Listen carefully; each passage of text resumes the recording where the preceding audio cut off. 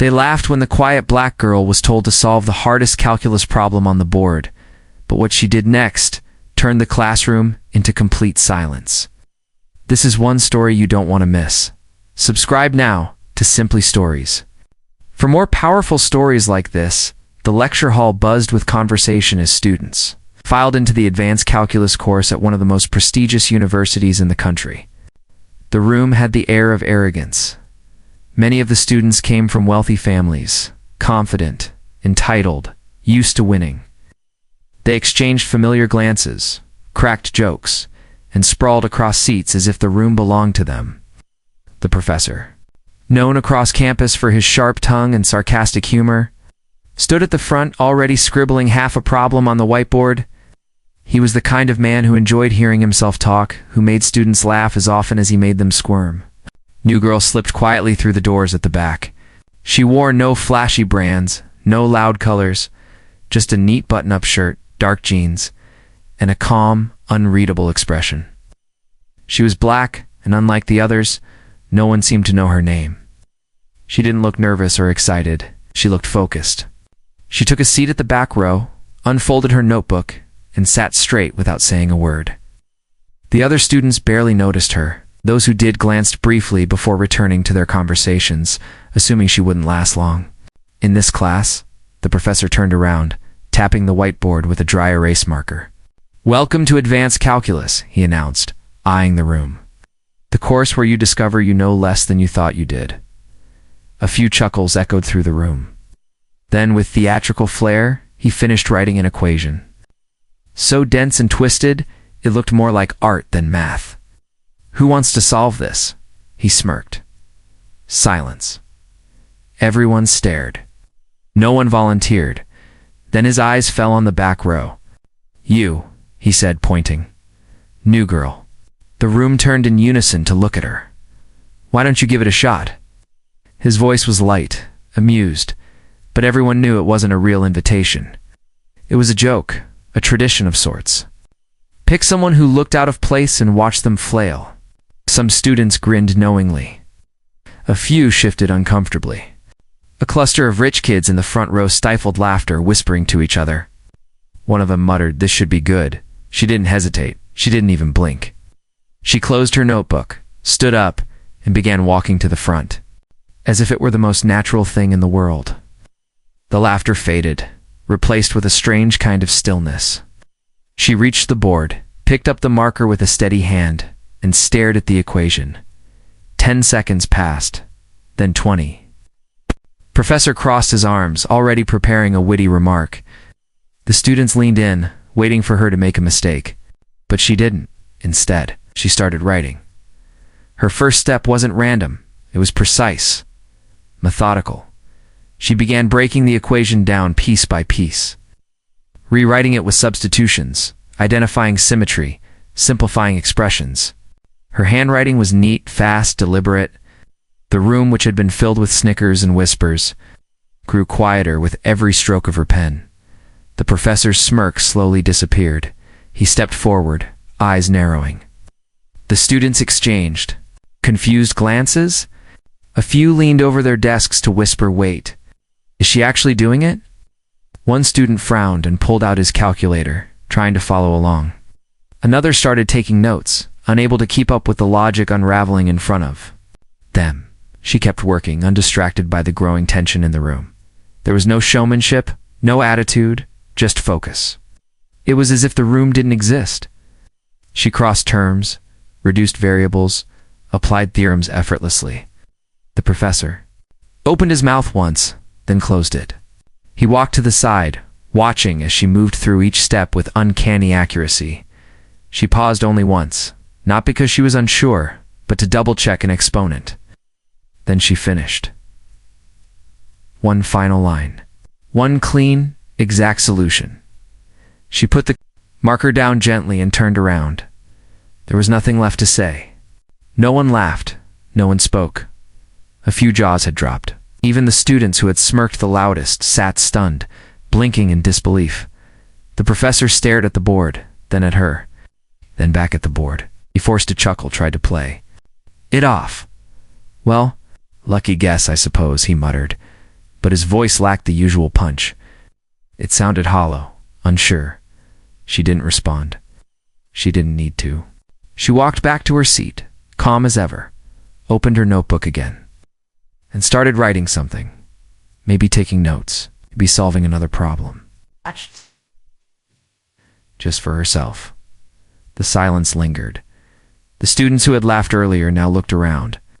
Awkwardly, unsure of what to do, a few looked impressed. Some looked annoyed, others just looked lost. But all of them knew what they had just seen, something they couldn't explain, something they couldn't match. For the first time in that classroom, the professor didn't have a joke. And for the first time, the class realized the girl they had ignored might just be the smartest person in the room. Whispers still echoed through the room as she wrote, but they began to lose their confidence. At first, students leaned toward each other with smug smirks, expecting nonsense. A few laughed under their breath, convinced it was all just random guesses. But something about her movements didn't match their expectations. There was no hesitation in her hand. Her eyes weren't darting nervously. She didn't pause to guess. She paused to think. Every line she wrote followed the last with unmistakable intention. Slowly, the murmurs began to die out. One student tilted their head, squinting at the board, realizing the method she was using wasn't just correct, it was elegant. Another adjusted their glasses and whispered, "Wait. Is she actually right?" The professor, who had been lounging casually against the edge of the desk with a smug grin, slowly leaned forward. His arms uncrossed and his head tilted, as if trying to make sense of what he was seeing. Yes. His expression shifted from amusement to disbelief. She continued breaking the equation down, each transformation sharper than the last. Integrals simplified, derivatives neatly handled, tricky substitutions executed with confidence. Not only was she solving the problem, she was doing it in a way that bypassed the usual messy route. It was as if the solution had lived in her mind long before she approached the board. She didn't rely on a textbook method or mimic what had been taught. She was crafting her own pathway, logical and clean. One by one, the students who had been rolling their eyes now sat up straighter. A guy in the third row tapped the girl next to him, whispering, "That's not just right, that's advanced." Another at the front began flipping through his notes, trying to trace the same steps she was using and failing to keep up. Someone in the back pulled out their phone and began typing, not to cheat, but to check if what she was doing made sense. It did. It made perfect sense. Her marker glided across the board, effortlessly solving each part. Every few lines she paused, not out of doubt, but as if reviewing a mental checklist before proceeding. Her mind was clearly operating several steps ahead. The complexity of the problem seemed to shrink under her hands. The most difficult parts, the ones meant to confuse and trap, were handled like routine exercises. Her poise never broke. Didn't look back for approval, didn't glance around for reactions. She was in a world of her own, silent, certain, and focused. The professor leaned in, blinking, his jaw tightened. He stepped forward, folding his arms again, but this time without the relaxed posture. It was defensive now. He opened his mouth, then closed it. His eyes scanned the board as she reached the final phase. It was too late to interrupt. Too late to act like he was still in control. And then it happened. The final answer. Clean, boxed, and correct. More than correct, it was efficient. It was beautiful. A solution that didn't just answer the question, but revealed a new way of looking at it. She capped the marker and placed it down without ceremony. Then she turned and walked back to her seat, just as calmly as she had approached the board. No one said a word. The silence was deep, not the awkward kind, but the stunned kind. The kind that hangs in the air when something undeniable has happened. The same students who had laughed earlier now stared at her, speechless. A few blinked rapidly, as if trying to wake up from embarrassment. One student slowly clapped, just once, but stopped when no one joined. Even he knew this wasn't the time for that. The professor cleared his throat. He looked at the board, then at her. He wanted to challenge her, to push back, to reclaim control. But what could he say? Every line was correct. Every transformation. Precise. Her steps had improved on the way he would have taught it himself, so he muttered, almost under his breath, "Beginner's luck, I guess." The words fell flat. No one laughed. No one nodded. It was the kind of comment someone made when they had nothing else left to say. She didn't flinch. She didn't even look at him. She just opened her notebook and resumed writing, as if the entire classroom hadn't just watched her do the impossible. She didn't need applause. She didn't wait for praise. Her confidence came from somewhere deeper, from long nights spent studying alone, from being overlooked and underestimated more times than she could count, from knowing that knowledge was its own reward. A girl 2 rows ahead of her turned slowly to glance back, eyes wide with disbelief. Another scribbled down parts of the solution from memory, hoping to study it later. Even the most skeptical students now wore expressions of quiet respect. The room's energy had shifted completely. The air felt heavier, as if everyone had just witnessed something they couldn't quite process. The professor turned back to the whiteboard, staring at it like it had betrayed him. For the first time, he didn't have the last word. And for the first time, the class didn't look to him for it. All eyes had moved to the quiet girl in the back, the one who didn't speak, didn't boast, and didn't need to, the one they would never overlook again. The board stayed untouched for the rest of the lecture. Even as the professor attempted to continue his lesson, his rhythm faltered. He glanced at the whiteboard too often, eyes flickering to the flawless solution still shining back at him. His voice, once full of command, now carried a strained tone, like someone trying to pretend nothing had happened. But something had, and everyone knew it. The students whispered as they packed their bags, some with awe, others with envy. The girl, calm and quiet as ever, simply gathered her things and walked out, not waiting for the crowd, not avoiding it either. Her presence had changed something fundamental in that room, and it wouldn't be forgotten. The professor, however, couldn't let it go. That evening, as he sat in his office, the image of the board haunted him. He replayed every step she had taken, every mark she made. He wasn't just surprised, he was disturbed. How had she done it? No student had ever solved that problem so quickly, and not with that much clarity. Even graduate students fumbled through that equation. He told himself there had to be more to it. He convinced himself that maybe she had seen the problem before. Maybe someone had coached her, but it wasn't her work at all. By the next morning, he was already digging. Checked her enrollment records, a transfer student, few details. Her high school records were unremarkable. Nothing that hinted at this level of mastery. Okay? No national awards, no math camps, no competitions listed. Just strong, steady grades. He stared at the screen, frustrated. It didn't add up. She displayed wasn't something that just appeared out of nowhere. And yet there it was, undeniable and unexplained. After class that day, he called her over.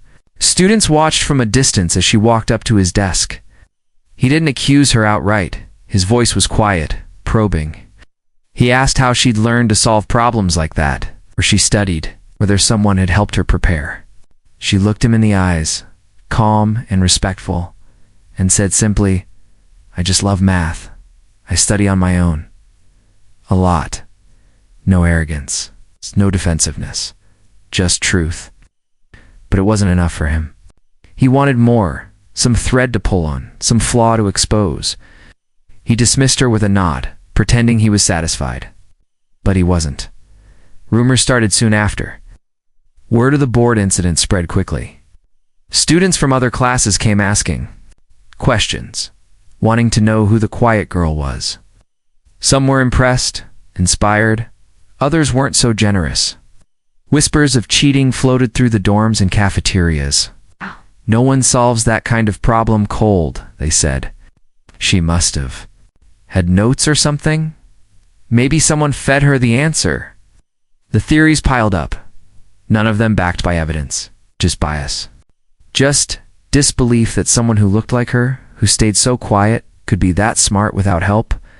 She didn't respond to any of it. She moved through campus like always, quietly focused, invisible to those who didn't pay attention. But those who did began watching more closely. A few students began asking her for help, unsure of what to expect. She explained things patiently, clearly, without a hint of superiority. Even those who doubted her came away surprised by how easily she made complex concepts sound simple. Still, the unease lingered, especially for the professor, whose pride had been quietly shattered in front of his entire class. Then came the announcement. A senior-level math competition held annually, open to the best minds across the university. The professor brought it up at the end of class one day, pretending to address everyone. "If anyone's feeling bold," he said, eyes scanning the room before landing on her, "there's a competition coming up. Tough problems, real talent required." The implication was obvious. Some students looked back at her to gauge her reaction. She didn't flinch, just nodded once. Later, he approached her more directly. "You should consider entering," he said, though his tone carried a mix of challenge and hesitation. It wasn't clear if he wanted her to succeed or to fall short in front of a larger audience. Maybe he wanted proof that what she did on the board had been a fluke. Maybe he wanted the competition to humble her. Or maybe he just wanted clarity for himself, a final answer to the question that had been tormenting him since that day. She agreed without hesitation, not to prove anyone wrong, not to silence the whispers. She didn't need to. She said yes because she loved math, because she missed competing with ideas, missed the thrill of tackling something difficult for no other reason than the challenge itself. She didn't ask who else was entering. She didn't care about the spotlight. For her, this was personal, not about pride, but about passion. Word spread fast.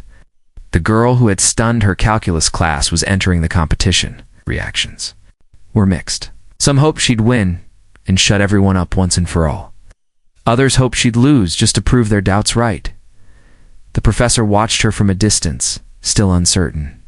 He couldn't shake the feeling that she knew something. He didn't that she carried a depth of knowledge that didn't come from books or lectures or coaching. And deep down, maybe he feared that her brilliance wasn't an exception, but a truth he'd never learned to see. The day of the math competition dawned crisp and cold. It's a kind of morning that buzzed with quiet anticipation. Students trickled into the grand lecture hall, not just to compete, but to witness something they'd been whispering about for weeks. Word had spread far beyond the classroom now. Professors from other departments showed up, curious. Alumni returned, some from far-off cities, drawn by murmurs of a freshman girl whose single solution had left a tenured professor silent. Even a few local reporters were scattered near the back, cameras tucked discreetly beneath their coats, unsure of what they'd find but not wanting to miss it. The atmosphere was tense, not because of rivalry, but because something unusual was about to unfold. Everyone could feel it. The participants were seated in a semicircle facing the stage. Among them were the school's best celebrated math prodigies. Past winners, even a few graduate students who had swept competitions before. They chatted with each other, trading confident smiles and competitive glances. But one figure sat, silently, eyes focused, hands folded, unbothered by the hum around her. She wasn't scanning the room or sizing anyone up. She didn't need to. Her mind was already elsewhere in the realm of problems not yet given, solutions not yet formed. Competition began. The first problem flashed onto the projector screen, a beast of a question that normally would take hours to unravel. Pens scratched paper. Students leaned over desks. Some frowned, some scribbled, then crossed things out. But she moved like clockwork. Her pencil didn't pause. There was no fumbling. Her process was calm, methodical, confident, as others groaned. And flipped through notes, she quietly turned in her solution, correct. Clean, with a path so logical, it seemed like the problem had been made for her. Judges glanced at her work, then at each other, eyebrows raised in subtle shock. Problem after problem followed. With each round the difficulty climbed, integrals buried under layers of functions. Theoretical constructs that demanded not just skill but imagination. Competitors began to fall behind, some eliminated, others simply unable to keep pace.